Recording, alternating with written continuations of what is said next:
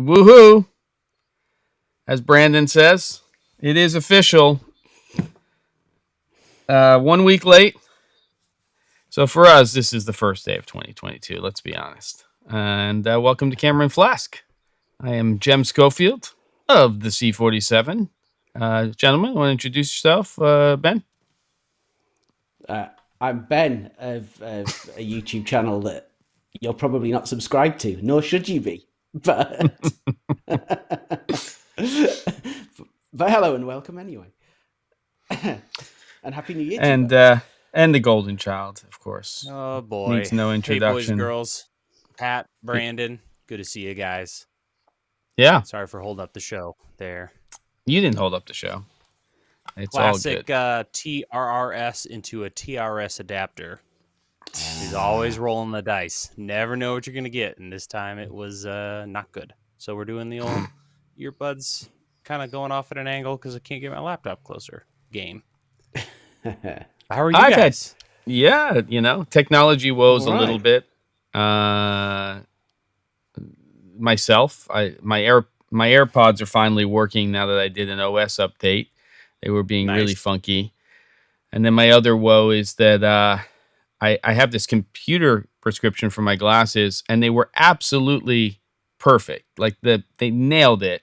And then they got a scratch on my left lens, and they replaced both lenses, and now everything's blurry. And it's the same prescription. So it just shows you how important. No. So now I have to go back tomorrow, and then he's going to have to go send them off again. It's annoying. But, they're first world problems. It's really... Do you not find, though, sometimes... I always get this. Every time I get a new pair of glasses, it's weird for the first few days. And yeah. Because they've kind of got used to whatever, like these are in such a state. There's so many little marks and things on them now. You find when you then get, even with the same prescription, you kind of think it feels odd. Your brain just needs to readjust again. Yeah, that's not this 2 though. days before sending back. Okay. Yeah, this has been like 2.5 weeks of me not really being here every day. And now that I'm back to doing this, I'm like, wait a minute. I can't, my eyes didn't get that bad in 2.5 weeks. And I called the optometrist. He's like, oh yeah, we replaced that lens too. So great. Wow. But it's okay. Hey, that's life, That's why you gotta have good glass. Gotta have good glass. Let's get a glass of something in us. It's 2022, and while we may not all be drinking leaded drinks today, Ben, why don't you start and tell us what you're having? Okay, well, I am going to have a leaded drink, and this might be the first alcohol I've had this year, maybe. Ooh. Whoa.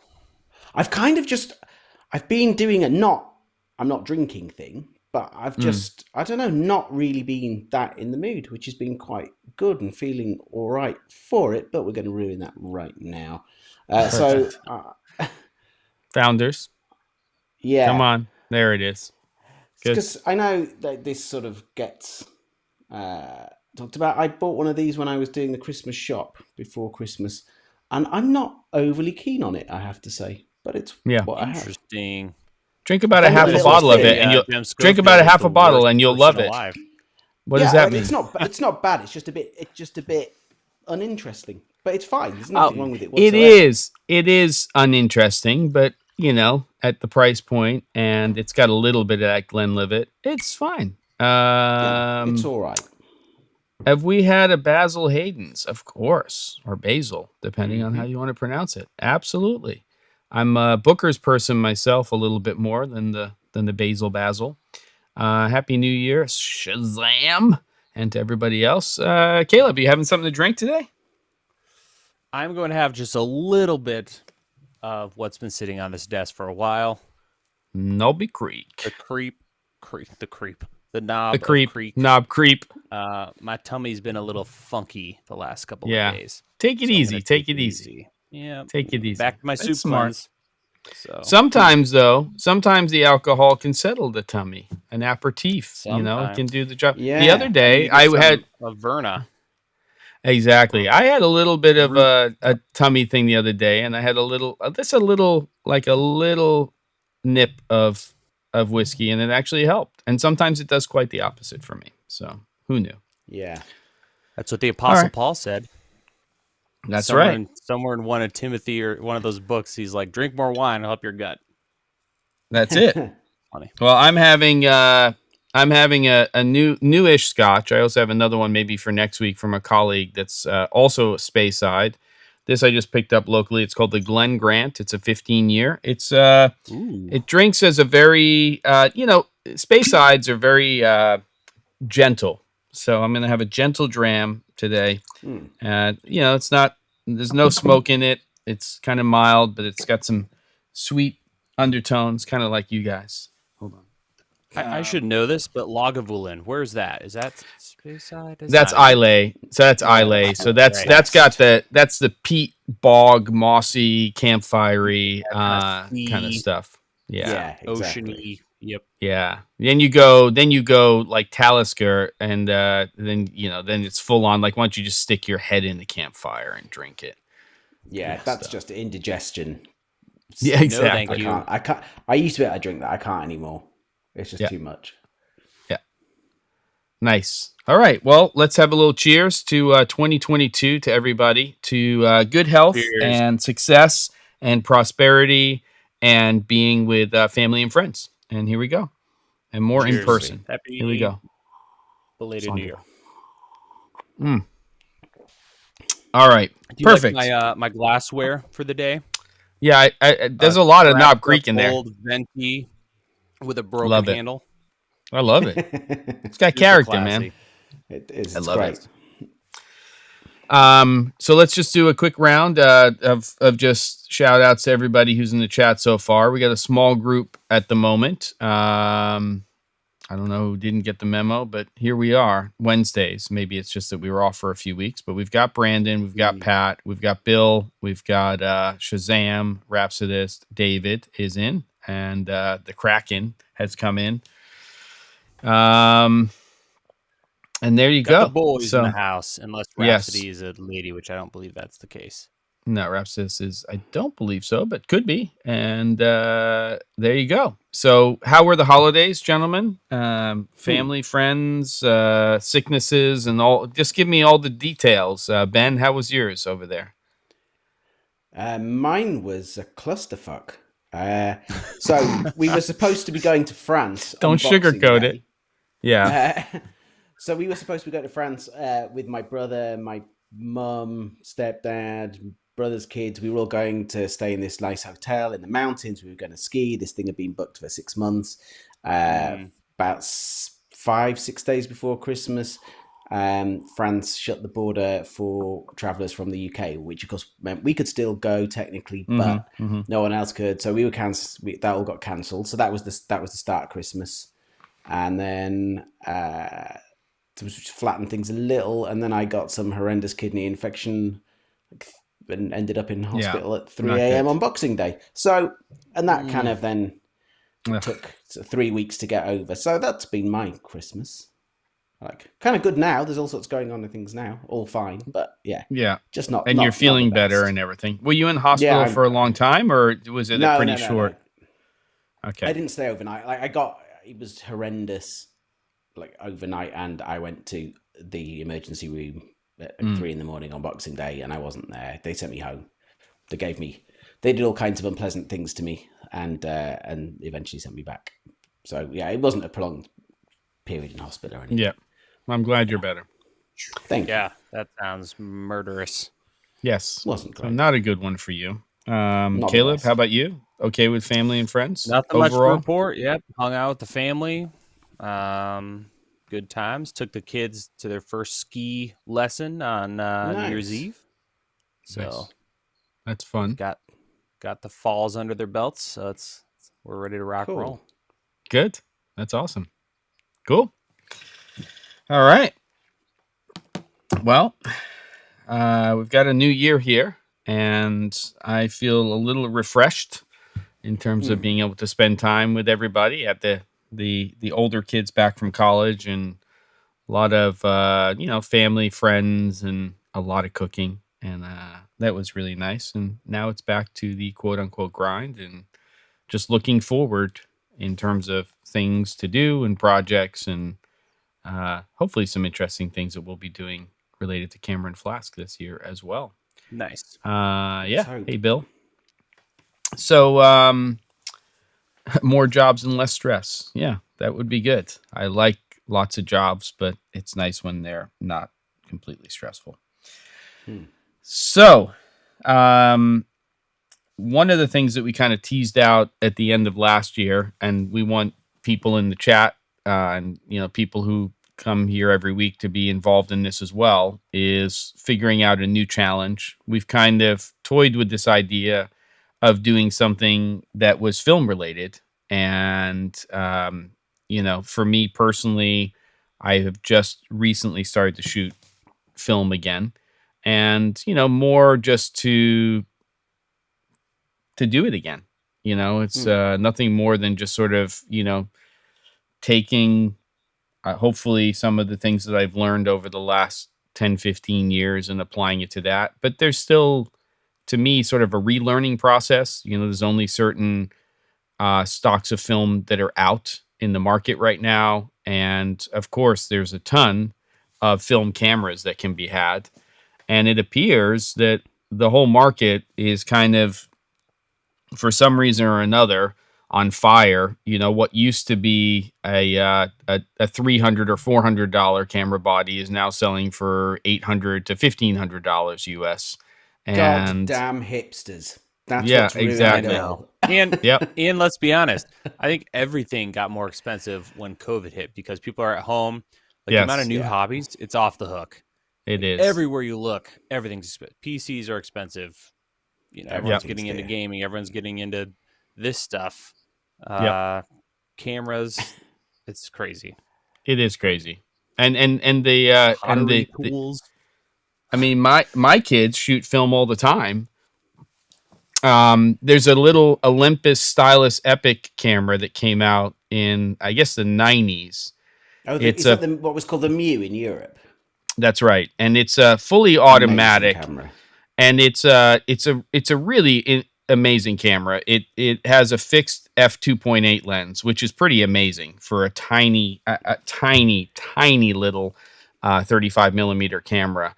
And it's pretty much fully automatic in a lot of ways. In fact, when you put film into the camera, it actually recognizes what the speed of the film is. I don't know how the F it does that. Maybe it has to do, you might know.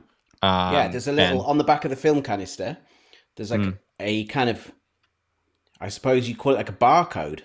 Yeah, there's a barcode on every canister of film, and that reads that, and that has the information as to what the ISO is of that film stock. I used to sell those cameras. What's the name of the camera? Here it's called the Stylus Epic, and there's many versions, but this is the one that's the fixed f2.8 lens. So there's zoom versions and stuff. Yeah, Mew 2. Mew is like MJU, and then two eyes. Yeah, like Roman numerals, lowercase. I sold more of that camera than anything else when I used to work in camera shop. Yeah, it was, and it's great. I mean, it's a sharp lens. You don't have a lot of control over it, but it has a good little meter in it. And so that camera right now, it's insane. A shit version of that camera that is banged up to all hell is selling for $300 to $400 on eBay. It's insane. It is insane. And my oldest daughter shoots with that all the time. My other daughter has been shooting they're shooting disposable cameras all the time right now. It's so expensive. Right. So I got Raina like a little Kodak fixed f.9. It's basically a disposable camera that's not. My dad told me this story where he used to go to this lab in New York, this guy, Mr. Park. It was like a normal walk-in, 1 hour photo place. But there was this Korean guy, and he was right around the corner from the New York Times. So, and he was meticulous. He would change all of his chemicals all of the time. He really understood how to process film. And every morning, all the New York Times photographers, all those freelance photographers would go to Mr. Park, and he was the one that processed all their film. And he would know all of their formulas and everything that they wanted.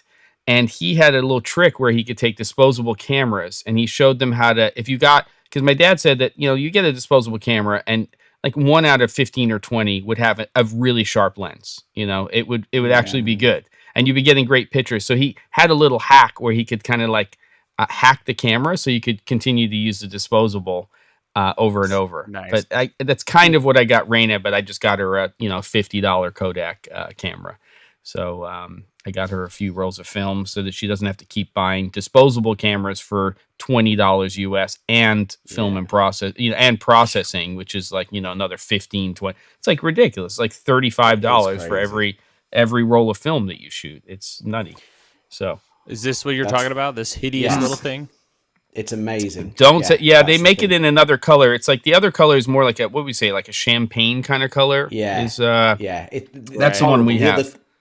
Yeah. Okay. The champagne thing looks awful. It looks nice in black, but it's an amazing. Yeah. Amazing.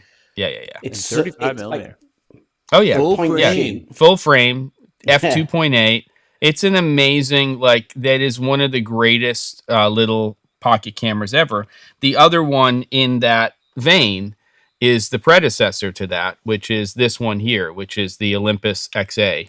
And this is also a 35 millimeter. But the difference between this camera and the one that we were looking at, and this is the first one, they made many versions of this that were very different. But this one is actually an aperture priority rangefinder camera.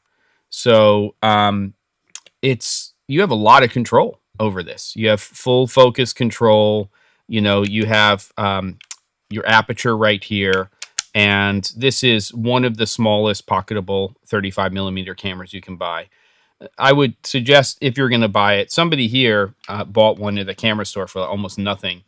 But that's a great little camera too, if you can get a good copy. I want one of those. Yeah, the XA. Yeah, because the only film camera that I have at the moment is this thing, which is phenomenally good. So this is a Canon EOS 1. Yep. Which was obviously the flagship SLR at the time. The beauty of this is, of course, is that I shoot on Canon glass.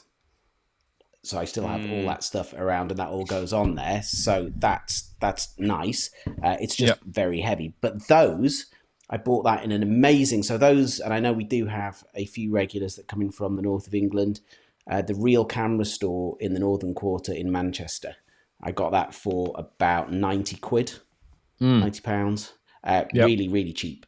And it's a great camera. It's just a bit heavy and it's slightly tricky finding the batteries for it. You buy them on eBay and they're out of date by 13 years, but they still seem to work absolutely fine. The other interesting thing this week, sort of fairly topical, is on the 7th of January, I realized that it's 20 years to the day that I started doing photography / filmmaking full time. Wow. When I got a job for Cumbria Tourism. And when years? I got 20 years, And when I got that job, I was working for Cumbria Tourist Board, which was basically the marketing agency for the Lake District National Park. And my job was a staff photographer, which was mainly doing landscapes, certainly the first year. And I inherited the kit that the previous guy had bought, and then he'd done a runner as soon as he bought it all. And the main camera was a Mamiya RB67, which is a phenomenal thing. So everything that I did in that first year was on that camera, mainly shooting Velvia 50. And I found this shot which went everywhere. It was the first week or two that I was in the job that got this really nice dawn shot of a jetty going into the lake in the frost one morning, and it ended up getting used all over the place. So I'd spent a long time trying to find a scan of that to put it on socials this week just to mark the occasion. And I found the original 6.7 transparency. Really? Yeah. But the drive that I actually found the scan on died 20 seconds after I transferred the file. Wait, did you get the file? Yeah, it was going, and it's got that just... Yeah. Yeah. Come on, finish copying. The death click. Yeah, the death click. So I had loads of time actually working commercially, earning a living, shooting film for quite a long time. I really started... Do you have that shot? Can you share it, or at least next week? Would you be able to just... Yeah, I've got it on this laptop somewhere. It's certainly on all my socials. Yeah, we could show that. All right, that'd be great. Yeah, that'd be great. You can even share your screen if you want. Hey, Polyrhythm. I'm going to change my handle to Paradiddle. Welcome from Belgium, and thank you very much for having us as one of your favorites. And hey, Bart, good to see you. And Sam sold one of those XA $60. Good.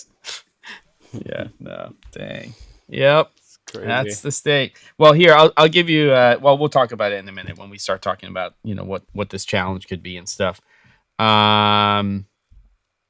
Yeah, David said he can get basically $200 for his Nikon FE2 on eBay right now.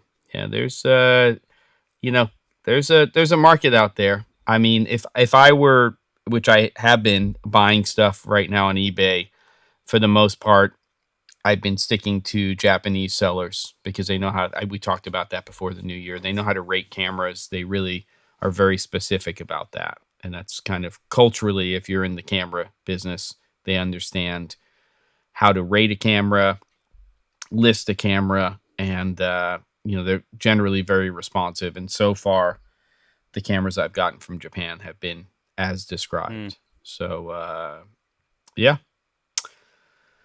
Cool. All right. Let's talk about Caleb and some shit that got sent to you, because I think that'll tie into this thing. So, what'd you get so far? I'll let you set it up. No, there's no setup. What do you tell me? So, did you send 3 packages to me? I sent 3 packages. Really, the only one that really matters is the bigger one. But the other 2 are things that you fragile. Need. That one? Yeah, that's probably it. Yeah, let's open it. I'll see how this turned out. Right. Yeah, the other ones are small. They're just tied into that. I got 1 second. Ben, I got Caleb a present. Mainly for this challenge. But hopefully we did okay and we didn't screw this up. And just, the thought process here, everybody, is 35 millimeter film challenge. I'm thinking black and white, and we can all talk it out together after this and talk about what that first frame should be, whether it's going to be something that's inspired by a frame on Shot Deck or something entirely different. But I'd love to talk about that during the show. But if everybody's game, I'd love to do something that's like a film challenge. And it's going to take a while because you're going to have to find a lab to process. You're going to have to get prints and probably a scan. You can go to literally to a Walgreens and have it done, but maybe it's better to go to, like, here in the States, Nice or PhotoVision or somewhere else where you can send your film in and they'll actually care. Let's just put it that way. They'll care about what's happening. It does make a difference. Yeah, and you're generally nowadays looking at somewhere between $15 and $20 for processing and prints, or processing prints and scans. So the trick is to find a place that, does care and does a good job of it. So basically this box is for that challenge for you, Caleb, because I don't think you have a film camera laying around. So you might. Do actually. Do you really? That I can think of. It's a Pentex Auto 110. Okay, cool. Well, look at this one. And semi-permanently mounted to a wall, but okay, I've heard it's pretty bottom when it comes to image quality. Well, we're going to find out. We're going to find out in the next few days whether or not we've got a problem here with this. Because just looking at it isn't going to tell us anything. But once you start to set it up and do stuff, and so Jen, is this something that you have packaged up yourself and sent to Caleb? No. Or is it something that you've bought and just had sent direct to him? Yeah, the latter. It's so you've never seen this either. Okay, I've never seen it. I mean, I've seen it online, and I have corresponded with the seller, and I can tell you the story behind that. But yes, this is the present, I guess. Well, that's good though, I think. Ooh. I have, Brandon, seen those scanners. Olympus. Yeah. I went back and forth on a lot of different things. There was a lot of things in the cart. There was a lot of things being considered, but in the end, I wound up. You got to go with your gut. and this is what my gut told me to get. So there it is. So it's an Olympus. OM10. Yes, one of their most popular 35 millimeter cameras, apparently owned by an engineer. I think it's in the box. Ooh, the actual too. Yes, the original receipt from when he bought it. Yeah, this guy apparently kept this in pristine condition. Oops. This looks brand new. Well, I hope so. Let's see what happens. Yeah. Wow, struggling camera apparently. That's nice. Oh my goodness, look at this looks ridiculously clean. Good. And this is bought in the 80s, by the way. I mean, maybe this is like one of those like engineer dentist people.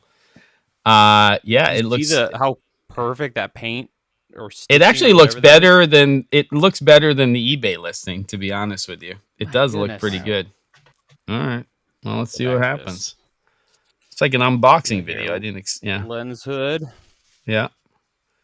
I'm gonna know how the camera body is. Or diopters. Yeah, we'll see. Maybe or film something. Yeah, we'll see. And then I'm interested to see how clean the camera body is. I hope it's really clean. That's pretty damn clean, man. That looks amazing. Wow. And this was bought by somebody. So yeah, so it looks great. Yeah, I'm impressed. It really does look amazing. Yeah, what's any dents or anything like that on it? It didn't look like it when I bought it, but got some fungus in the lens, but that's all right. I think I've got this exact one, the 51.8, right? Or with the 1.8. Olympus? You have Olympus ones?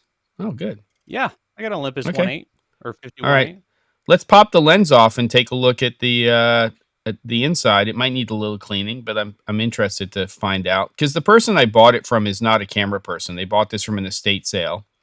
And they knew the story. Oh, that looks pretty clean, but I don't know how it looks in there. Might need a little cleaning. I don't know I know nothing about what's going on in the back there.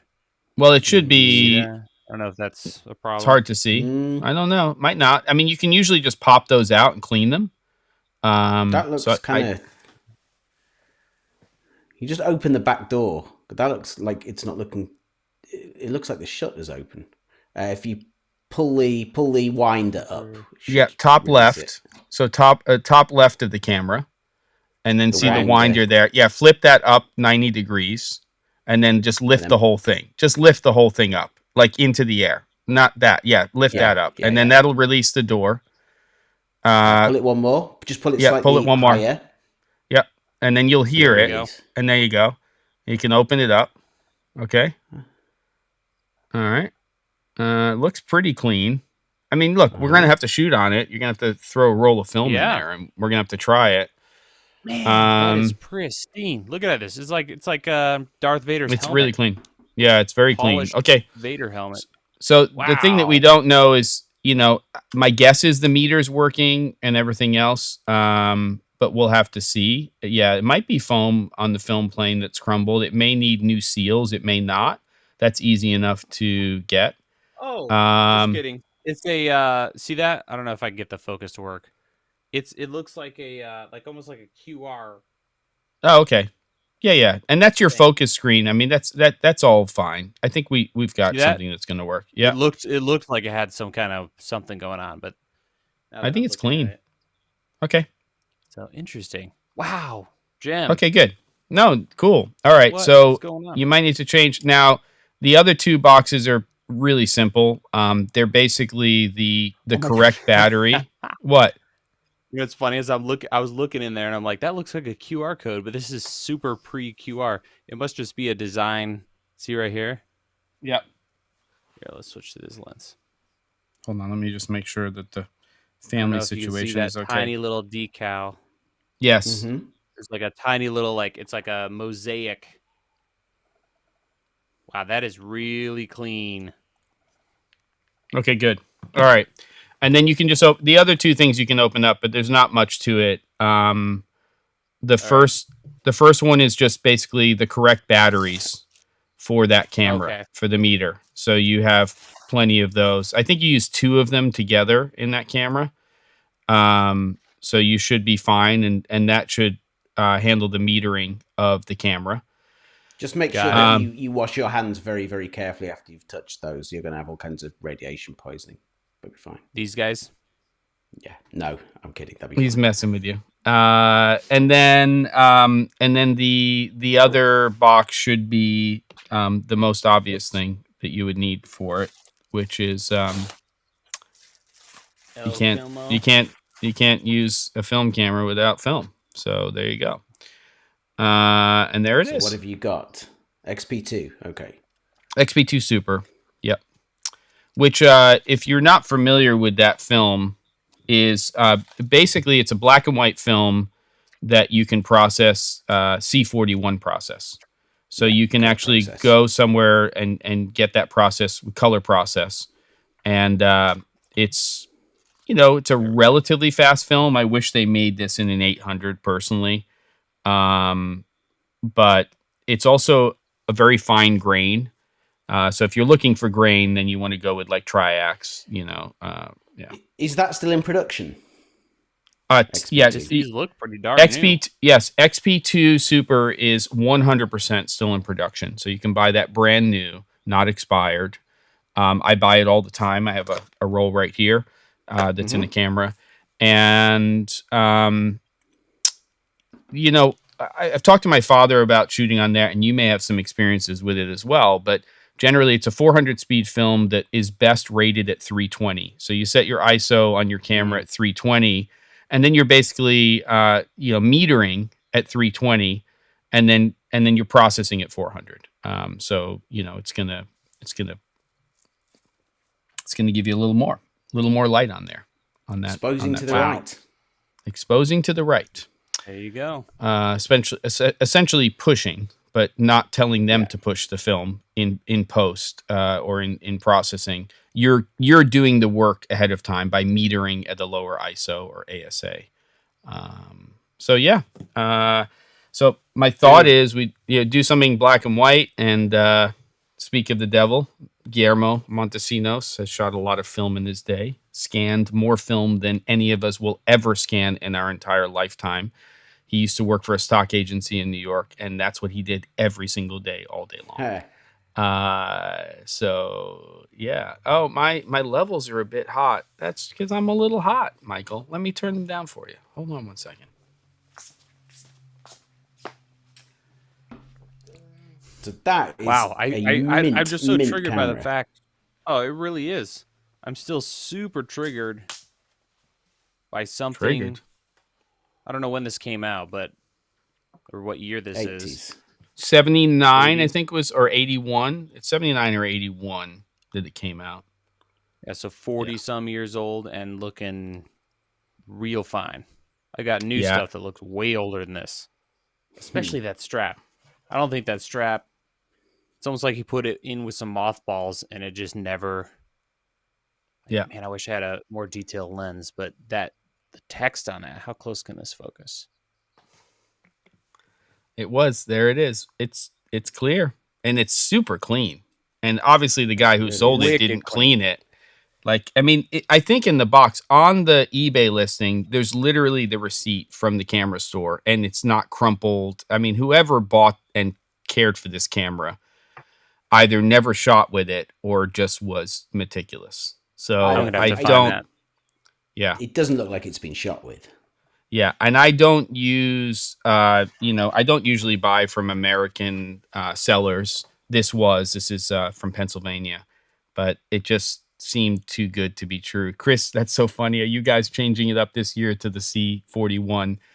I own the C41.com, and maybe we will. I don't know. I have a YouTube channel that's registered for the C41. We could play around with it if we wanted to, but I don't think I'm going that route. We'll see. I did design a logo that's actually the C41 like a year and a half ago, but I don't know if we'll do anything. Andrew shoots Kodak 3200. I have some, is it Delta 3200 that I haven't shot on yet. Obviously, higher grain structure when you're going with those higher, ISO. And then you'll get more grain if you shoot lower and then you push the film in post too.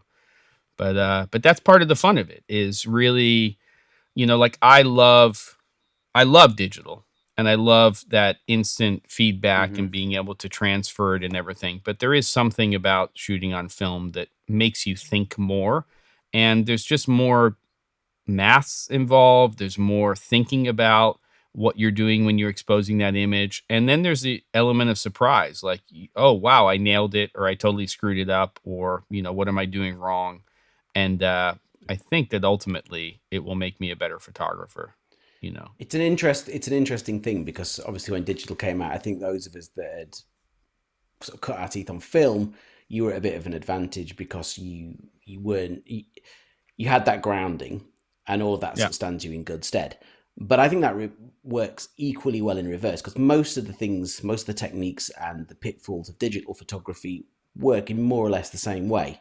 You're just talking about pushing and pulling stuff. Exactly the same thing. When we're talking about noise, we're talking about grain. Those two things more or less can be switched out. Exactly whatever you're doing with your exposure is going to have those same effects that it would do if you were pushing underexposed stuff on digital, and you're going to get noise, you're going to get more grain. So I think if you're competent with dig and you go back, in some ways you're going to waste a lot less film. You are going to know what you're going to get. The biggest difference I find when I'm shooting film is just that snap happiness. You need to rein that in, because you've only got 36 frames. It's really expensive. So you are, rather than just, if you're doing a portrait particularly, you know what it's like with dig, and you can just leave the thing on rapid fire for a couple of seconds, because you're going to get the shot with the eyes just perfectly open, not pulling a weird face. It's going to be one frame in there. You're not doing that. Yeah. That's what you're going to have. That's the nice thing, that it sort of slows you down a bit and makes you think a little bit more. It's very enjoyable. I agree. And I think that it's just a different process. You're not going to go out for the day and shoot something and then see what you shot. It's the process is the shooting. It's not the shooting and looking. That's a whole other day, another time. And it's a rediscovery. In fact, when I started developing film recently, we found some 120 and also 35 millimeter film that hadn't been processed, that my wife had shot, and we processed it. And there were these amazing medium format photographs of my oldest daughter when she was like 2 years old. And there was a series of 3 that I took, and I found little 4x4 frames with mats, and I gave them to my wife for Christmas. And she had taken the photographs, but she had never seen them. They had never been developed. And that's really nice, So yeah. That is a lovely thing. So at the moment in my fridge, I have probably 4 rolls of unexposed, massively out of date, a mixture of Kodak and Fuji stuff. That you shot or unexposed, you mean? Yeah. So, some unexposed, and there's one complete roll that's fully exposed. And then there's how many shots left on this? There's 12 shots left on this, and this has probably been in this camera for 2 years plus. But even more extreme, I found an exposed roll of Transparency, which is either Velvia or it's Provia F. I can't remember which. Exposed in a bag of stuff. So this is the move, 2 houses in the UK, then moving to the Czech Republic. There is one exposed but undeveloped roll in that. So I need to find somewhere locally that will do transparency processing. Yeah. E6. I'm sure there's somewhere in Prague. Oh yeah, for sure. Yeah, for sure. I just next time I'm in, I'll take the thing in, and again, that's kind of fascinating to see what's going to be on that. Yeah. Caleb, that OM10 at the top of the camera, I think it has it on there. On the knob, does it say manual on it? Is there like on the right hand side? Is there word manual? Manual adapter. Okay, good. Yes. So when that camera was sold originally, you could do aperture priority, which basically would just choose the shutter speed for you. But that is, and I'm glad it's there, is an add-on for the camera, right? Yes, which allows you to set your shutter speed as well. So it's kind of odd that they did that with this camera, but it's there. So if you want, you can shoot. You can set your shutter as opposed to just making it like this XA camera is a shutter priority camera. There are other cameras like the Canonet. This is the QL, 17. This is a shutter priority camera. So I can set my, if I want a meter with the camera, it has to be shutter priority. If I want to go full manual, I can choose my aperture and my shutter speed, but the meter's not going to work. And that's kind of a lot of cameras that you look into now. If you're looking for a used 35 millimeter camera, some of them will be shutter priority. They have to have an electronic shutter, right, Ben? I believe. If it's a mechanical shutter, I don't think you can do a shutter priority on. Aperture priority. I think it needs to have a electronic shutter, apparently. So if it has a battery, then there's a chance that it can do that. I have a hard time getting my head around the shutter priority camera because I always, for some reason, think in terms of aperture. I think 100%. About setting. I think about what that aperture is going to be set to. And then, so I'm having a hard time with this Canonet camera. It's beautiful. It's got a great lens. But I'm kind of trying to train myself to think in terms of that. And maybe that's not a problem for you, Ben. Right? Because if you want a certain aperture, you have to figure out. Well, the meter's telling you that if you trust the meter. So you can basically just, you basically will set it to a certain shutter speed and it'll tell you, it'll tell you what aperture it's setting the camera to based on that shutter speed. But then you either have to feed it more or less light or do something different to get it to the aperture you want to, unless you go full manual. So as long as you're not using the meter and you're doing like Sunny 16 or something like that, then it doesn't really matter as long as it's a manual option. But it's a learning process, which is so for my camera, which is the OM4 Ti, which I also bought on eBay. This is the crazy thing. So talk about inflated prices. There's one lens that Olympus makes that is like the holy grail of lenses. Whether it's the best lens they made is debatable. It probably isn't. But they have a 40 millimeter lens, which is an f 2.0, which apparently made like 10,000 of. And it was a few $100s when it came out. And now the shit sells for like $3,000 to $5,000 on eBay for one 40 millimeter lens.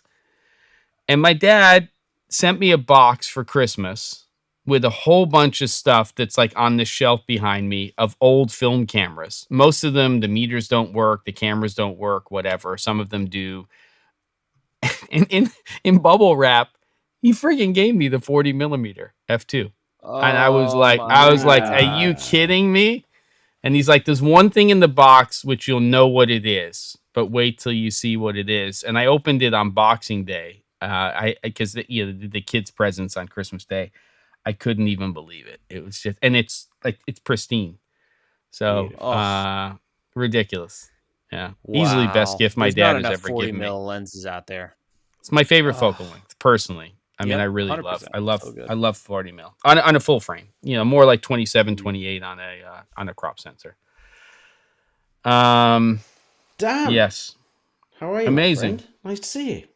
Yeah, we've got some more people coming in. And what I love about the chat, and I'm sorry I've been ignoring the chat, I have actually been reading stuff. There's a lot of people who have film cameras here. Yeah. And there's a lot of people who have 100%. Film in their fridge, and there's a lot of people who have stuff. So I kind of feel like we could have a really great first challenge for 2022. It's not going to be next week or the week after. We're going to have to make this like, this is a February kind of thing. And we might need to talk about it a little bit more next week as well. But what are your thoughts, gentlemen, and people in the chat? What should we do? And are there any questions or anything like that too? Let's kind of get back to chat land. I was gonna just from the chat picking up on something Chris said about love to be confident enough with film to shoot slides.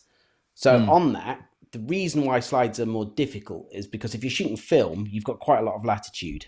You've got quite a lot of dynamic range within that, generally speaking. Transparency film is an absolute nightmare to expose for because it has very little. And the Velvia that we were talking about, and the image that I was on about before, which was shot on, which I've emailed to you, Jem, that was on Velvia, which is a 50-speed film, which has, I can't remember how many stops of dynamic range, but like 4 or something ridiculous. It's just nothing.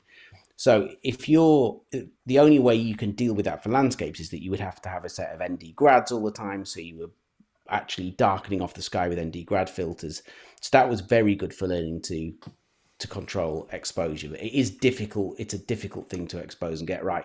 But the quality of the image of it, the incredible fineness, there's no visible grain in that. So when that scanned, when you were doing stuff for editorial stuff that was being scanned for big reproduction, it was definitely the stock to use, but not without its complications for sure.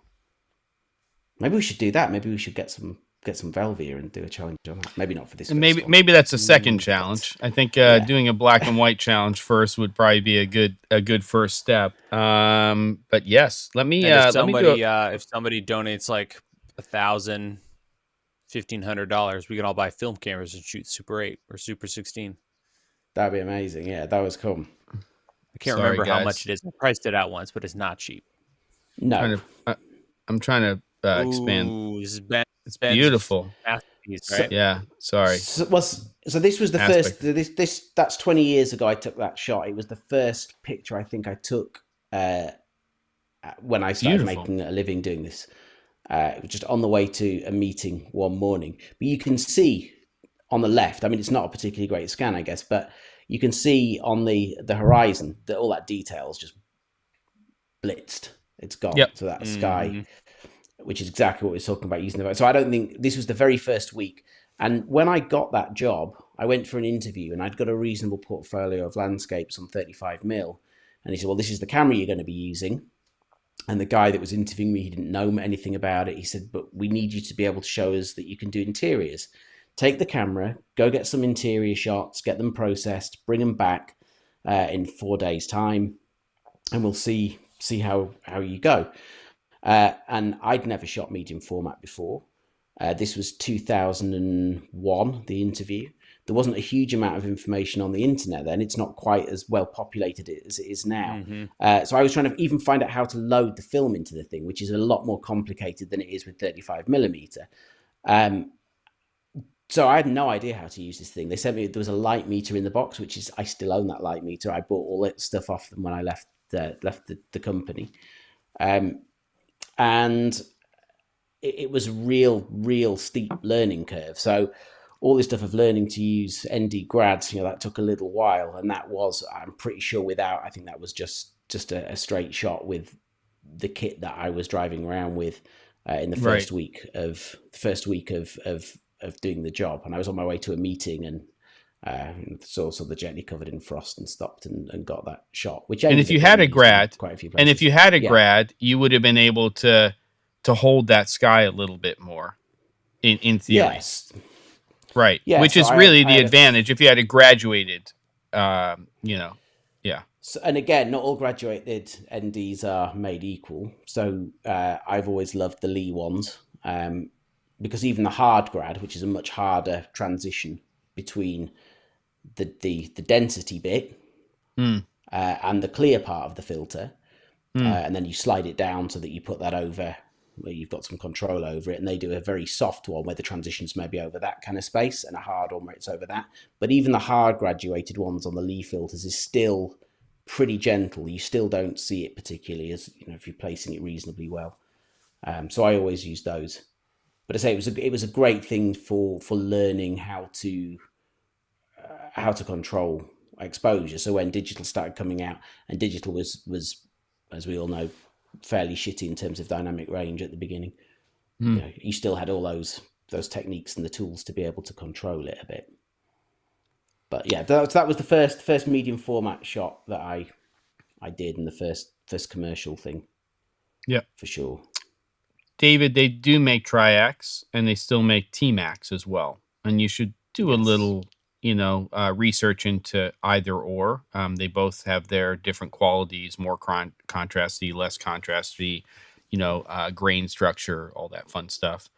And that's the fun of film. I think the trick here is it's really, it's a process for each person, right? And for me, the process right now is to find a lab that I can start to work with, that I can start to trust, and then understands the process of pushing and pulling, because that's part of the exploration. Is, you want a lab like the lab that I was using. I wouldn't even call them a lab. They weren't Walgreens, but they're not much better. They're not really understanding, and caring. Like, their scans were horrible, absolutely horrible. And then I had them redo the scans, and they were just as dirty. And if you looked at the film, it wasn't in the film, so they just did a horrible job in the scans. So I think that's part of the exploration. And one thing that I had. Go ahead. Yeah. A serious question for you on that. So we're talking at the moment about doing some black and white stuff, and you've been using the XP2, which obviously put through a C41 process, but you have a barn with a shitload of space in it. I've thought about it. Why would you not? Baby steps. It costs baby steps. It's not baby. For black and white, it's a very straightforward thing to get set up. I know it is. If you've got a room that you can leave set up, that's the thing. If you start doing it in your bathroom and blanking stuff off, then it's a pain in the ass. But if you can set up a permanent space for doing that, particularly for black and white color, it gets a little more. You have to be a little more accurate. Well, there's so many chemicals for color is. Well, here's what I was thinking, and I'm just going to throw this out, and I think we should keep this discussion going, because there's definitely a lot of stuff happening in the chat. I think there's a lot of people who have an understanding and also experience shooting film. I would love to do a challenge that is very much a personal challenge, as in everybody has to go out and buy and shoot 2 rolls of black and white film. Are we going to be able to check if they did? No. But, they get to pick their favorite shot from those 2 rolls or 3 rolls or 1 roll or whatever it's going to be. So we're being completely open in terms of subject matter with this. I think it's a nice way to start, because it doesn't pigeonhole everybody into, okay, here's a reference image and you have to do your interpretation of it. It's more of the exploration of, okay, and it has to be a new shot, right? So you're not going to dig out into your archives a shot that you did, that beautiful shot that you have from the beginning of your career, or something that you shot even a couple of years ago. It's okay. You're going to start with a couple of rolls of new film. And why is Dan Fakos coming in here? Wait, is Dan commenting here? No, Danny boy, Danny boy.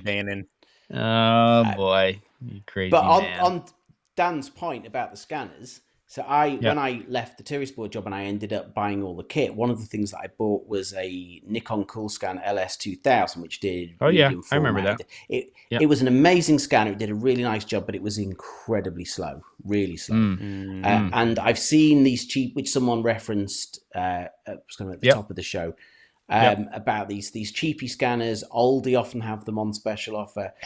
Whenever I've really read in-depth reviews, and they all seem pretty awful. And this mid-range thing, I'm struggling to find something that's kind of at the right sort of price point that you could justify for hobby use. Yep. Those Nikon Coolscans, they did one that was purely a 35mm one, which I can't remember the model number, but it was essentially the same version. Those things are going for insane money. They're so expensive. I think I sold that one for about £1,000, and they're going for, last time I looked, the medium format version, they were well over double that. Yeah. So I'd be interested to know if anyone has experience of a reasonably priced scanner that is doing a nice job. I think if you want a scanner that doesn't do medium format as well, like 120, then it looks like the price point that you really have to start at is about $500 US for something that's going to be decent, and that's going to be decent speed. The $200 ones are going to crank out very fast scans, but it looks like they're up-resing. They have 2 megapixel ratings on them, and it's really the lower one. And then I'm hesitant for you personally, Caleb. And I'm just starting to do this again since I was basically a little kid. what would get you interested in shooting with this camera, and what would you be interested in? Because there's some people here in the chat who are shooting film consistently, some who haven't done it ever, and some people who haven't done it in a long time, which is kind of the category I'm in. No, I'm totally down to get into it. I just never have due to, time and one of those, barrier, right? So at one point I did a deep dive, and I was actually looking him up because you were talking about scanners, and I thought he had done a video on it. I'm sure film nerds and those of you shooting medium format may have come across him, but what's his name? Kyle McDougall. Yeah. This guy. Yep. Fantastic stuff. Let me see that picture again. This guy. Let me see him. Let me see. I'm going to look. Yeah. Yeah. He looks like he's related to our guy from, what's his name from the podcast? Oh, my God. But he's got, there's your your Olympus. What do you mean? What do you mean? Your camera. Your XA. Or, yeah, your... Yeah. Something like that. But he has some videos on scanning at home. A lot of scanner videos. A lot of medium format. Camera stuff, a lot of film in general. Oh yeah, the Nikon Cool Scan. Yeah. So he's anyway. I was just thinking of that, but no, I would love to get into it. It's just one of those, buying the camera. The main thing is the developing. Being a 90s kid, it's like, ugh. Yeah. But Grainy Days is a good channel too, Chris. There's people in town. I'm almost positive that I could. I think to start off with, it's really, like you'll immediately know, Caleb, because you're looking at images all the time. You're creating images all the time. But for me, it wasn't really about finding the best lab initially. It was just getting my film developed and looking at it and seeing how bad I was, basically. Yeah. Like how much more I could get better at this if I really spend some time doing it. And it's less about nailing focus and more about just, when I'm shooting with a X100V, I can take 20 shots and go through them and say, okay, well, that one was slightly different than the other one, but I prefer it. And I that's where the composition is. And I don't feel like I have to worry about changing what the angle of the camera is and everything else. Because if I've got a 128, gig card in there, I can just go for days, basically. Yeah. And you do have to think differently when you're shooting film, but I think that that's not a bad thing, and it can be a fun process, but it's not going to be for everyone. But I think it would be really fun to just go out and, oh my God, we're almost done. Just go out and shoot. And again, just looking at the chat and the comments that are in here, not only does it sort of confirm what I'm thinking about doing, which is spending some more time exploring this for myself and talking about it, but I think that it could be really fun for us to do some of this. I don't want to make Cameron Flask about shooting on film, but I think it would be a fun challenge to do every few months and just sort of mix it up a little bit. And we all have tools to do that. I don't really care for the first round what the focal length is. I don't care what the subject matter is. It's really more about sharing a shot that you really like, that was something that you really enjoyed and also are not proud of, but, it's something that has, you felt something after you looked at that and you said, there's something there. Even better if it, if it has a story behind it. So I don't know. How do you feel about that both? And people in the chat I don't want to do this if it's just the three of us, and judging by the people in the chat, I think we can get more people involved in this, Yeah. Yeah. So what are we saying to recap? Sorry, are we saying that there's two rolls of black and white film that we're going to shoot and then pick? I don't know. How many frames? Yeah, I don't know. Your feelings? Or I would say, why don't we do one black and white and one color? That's doable as well. What's your feeling, Caleb? I don't know. I don't know what I'm doing here. So, yeah, neither. I mean, I don't think any of it. I mean, shot a we're couple just rolls on a Canon. I think it's the A1 that my mom had, or no, it was a Minolta something. Yeah. 1,000. When I was like 12, 13. Yeah. That's about it. What is going on here? Disposable camera. We got to share this one. Here we go. Holy Where's the share? smokes. Come on. And even Canadian 50 is pretty dang good, Chris. Come on. I'm loving it. You just can't come to the States and we can't come there right now. But I'm totally down with that. Ono Coffee saying likes a T-Max 400 challenge. I just say black and white. Let's keep it there. Yeah, go buy a roll of Cine still. Just make sure if you're shooting tungsten, which is generally what the most popular Cine still is, that you know that it's rated for tungsten. Could get messy, could get orangey and stuff, but that's okay. I'm down with that. 3 best black and white is my 2 cents from David. I'll try. You mean out of 2 rolls of film, 36 exposure. Yeah, sometimes that's hard, man. I mean, when you're shooting digital, sometimes I'll go through like 200 shots and I'll find one and I'm like, yeah, I really like that. I think we should pick up this conversation next week again. I think we should talk about this. There's enough interest. I think that today was more about just starting off the new year. It was talking about this topic. There's so much stuff inside of this chat, which I don't, is there a way to download the chat from an episode? Or do I just have to save it so you can play it back later? Okay. So what I'll do is I'll do a little bit of a review because I have setting for that. Okay, because I haven't been tracking everything, but there's definitely and thank you again, Chris, for the super chat. There's definitely people here, I think, who would get into this challenge. So I think next week, let's make that at the top of the show, the focus, and then we can get into some other stuff. Because, there's some rumors out there, like a Cine version of the R5 from Canon and some other stuff. And I think we have some other things to continue with. Yeah. What do you think?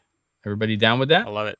One last quick note, just because we were talking about film versus digital and whatnot. Yeah. And this is on my wish list. It's tripled in price used, but the R1D, have you heard of this camera? It is a digital camera. I have. But you have to wind it to get a shot. So you can put like a tiny card in there and then wind it, and it's like all manual. Anyway, I think that and it's digital. The other one that's for me, besides the OM4 Ti, which I have now, the other drool camera for me is the Minolta CLE, and you can look that up. CLE. It's you could call it the poor man's Leica. But it was made with Leica and Minolta, and that with the 28 and the 40, maybe the 90. That's a camera that I want to get next. I'd be more inclined to get it with the 28 right now because I have that 40 on the OM4 Ti. But let's talk more about this next week. I'm down for this. Chris makes a great point because I was thinking of this earlier too. Smaller capacity cards. If you just get a Fuji camera. Switch it to JPEG only and put a 512 megabyte or 1 gig card in there and let it rip. It's not crummy. Come on, Chris. You can get some nice shots out of this camera. I just cleaned this one. This has been my wife's for years. It's not a bad little. This is, well, are you talking about this? This is the 124. Oh, you're talking about the Y35. This is the Yashica. That one should be fun to shoot with as well. But I think we should do 35 millimeter challenge for sure. I think so. Yeah, and it's more accessible for everybody. And really, one of the things that I would say is if you want a little help, I've been doing a lot of research. You can share as well, Ben, if you want. But just send stuff to, I don't know, cameras at thec47.com or something like that. And if you have a question and you're considering a camera that's a film camera because you want to be part of the challenge and you don't have one, send it off and we can talk about it. And, you should be able to pick up something between $100 and $300 US that's going to be a good camera. It doesn't have to be the hot cameras. You don't have to buy, an XA and get ripped off for that. Though an XA, you can pick one of these up for about $150 to $200 right now and get a good copy from Japan. And so, that's also an option. Fixed focal length, of course. But maybe that's Ben's next YouTube videos. Top might be 5 film cameras under X budget. 2024. We'll see it. It'll be out soon. As if I'm one to speak. You're the only one cranking out videos right now, Caleb. Let's be honest. So, cool. Under $110. On anyone. Dan Fackus says, no, it's all good. Okay, we're gonna do something next week. I'm sure everybody has to go, but I think we'll pick this up at the top of the show next week. We'll spend the first quarter to half of the show talking about that. Customs fees, polyrhythm. I don't know what's happening in your country, but in the States, nothing. It's all good. Really? Wild West out here. I threw all Wild those, West. those international invoices in the trash. Don't even read them. There's nothing. There's no customs fees here, and if there are, I don't know about them. Just order it. Yep. Come on. What are they going to do? They're going to come to your door and knock down the door? Yeah, they're not coming to Belgium. Polyrhythm. There's nobody getting on an airplane coming to Belgium. Outside of here, though, that really is a thing. Is it really? If it gets here. Yep. Yeah. If it gets to your house, they have laws fine. And stuff. That if it gets to your house, you're fine. America. You know how it goes. America, everybody. And with that, kids, I think we're going to end the show. I'd love to keep talking, but I think we have to. There's burgers to be made for the 13-year-old. He gets hungry, and people have families. And there's a thing called sleep for Ben. It's not early there. Aw. Thank you, everybody. Love everybody. Love you guys. It is tomorrow already, but I am digging this. Polyrhythm, that's effed up, I gotta say. That's what happens here. Too. Yeah, like from stuff from the UK to here now, that's what happens. It's a disaster. Yeah. We got a whole new business we could start here, Caleb. Let's do it. I don't know what the business is. I'll do your administrative and let's go. We'll handle this. Yep. All right, kids. All the best. Till next week. Happy 2022. See ya. Night all. Bye.